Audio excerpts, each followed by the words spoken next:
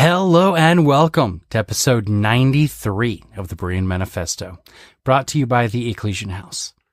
This is Pastor Bill, and over the next 10 minutes or so, we are going to continue our Proverbs series. This is week 2 of the series, Layers. In the first installment, we talked about wisdom being like saving and spending. That wisdom, or the lack thereof, grows over time, either for good or bad. Every decision we make is one more step toward building our lives on a firm foundation or undermining that very foundation. In Matthew chapter 7, verses 24 through 27, Jesus says, "Therefore, everyone who hears these words of mine and acts on them will be like a wise man who built his house on the rock. The rain fell, the rivers rose, and the winds blew and pounded that house. Yet it didn't collapse, because its foundation was on the rock. But everyone who hears these words of mine and doesn't act on them will be like a foolish man who built his house on the sand. The rain fell, the rivers rose, the winds blew and pounded that house, and it collapsed. It collapsed with a great crash." Jesus compares the house of the wise man to a house built upon a rock, to show that wisdom makes our lives stable. We may not see results, but we can think of it like building a house. No one expects a house to be completed after pouring the foundation, cutting the boards, or nailing the first parts of the frame together. We don't assume building a house is impossible when we see our house is not complete after driving the first nail. We move to the next nail, and the next piece, and the next section. Every addition that makes the project look more like a house gives a little more encouragement and reminds us that our work will pay off if we keep working. Proverbs is this book with many layers. Given that much of its content can be applied to our faith and Christian practice, and the convenience of it having 31 chapters, it has been lauded as an excellent daily devotional. Over the rest of this series, we will be exploring the practical reading of some of the more prominent recurring themes. Toward the end of the series, we will take a look at some of the deeper themes which help bring the book together and help us see the depth and beauty which is often obscured by the book's celebrated philosophical pragmatism. One of the most important themes of Proverbs is learning and pursuing wisdom. Chapter 1 tells us to pursue wisdom, and that wisdom can save us from calamity. But in chapters 2 and 3, the writer begins to explore what wisdom means, how to pursue it, and how it benefits those who pursue it. Chapter 2 celebrates the moral guidance of wisdom.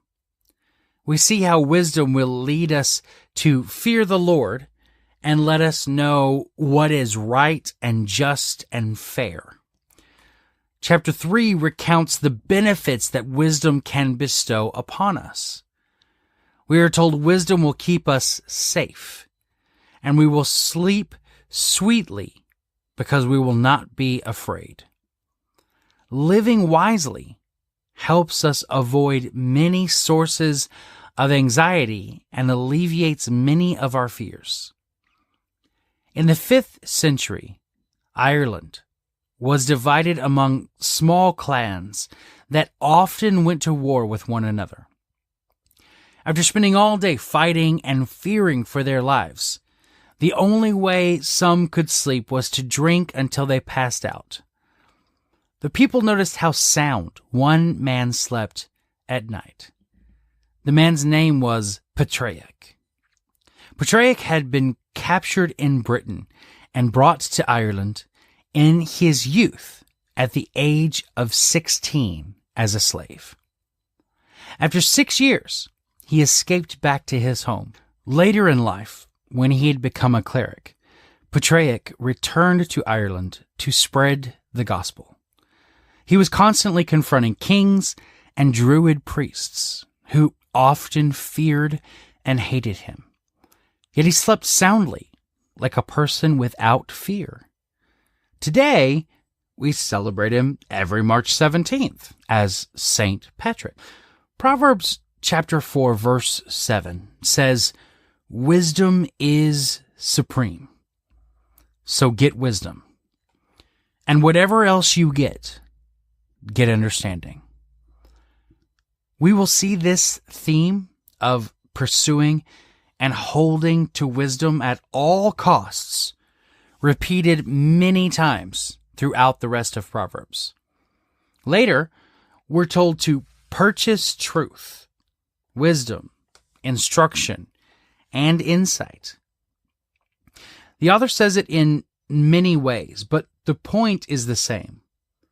Wisdom is the most important thing we can pursue, and then understanding, instruction, and insight. We have to invest in learning, whether we're attending classes or investing our time in study. We must be certain we are spending what we have on wisdom. If we do, we will reap the rewards of wise living.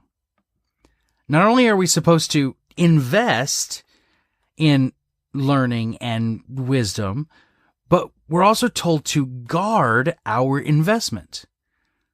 Here on the Berean Manifesto, we believe that studying the scriptures for yourself, in spite of anything that I or any other person might teach, is the responsibility of every Christian. Now, there are lots of enticements that tempt you to brush off that responsibility by encouraging you to do things like skipping making time for study by going to party, watching TV or movies or playing video games. There's even the temptation to put off listening to this weekly podcast till the last minute, mere hours before the next episode comes out. Now, there's nothing wrong with going out to party, or at least some partying, or even playing games. But when we make that more important than pursuing wisdom, we waste the investment that we've previously made. You must fall in love with wisdom. Put wise teaching in your heart, and then guard your heart to make sure no one or nothing convinces you to abandon wisdom. Remember Proverbs 4:7. Wisdom is supreme, so go get some. This is Pastor Bill saying, until next time.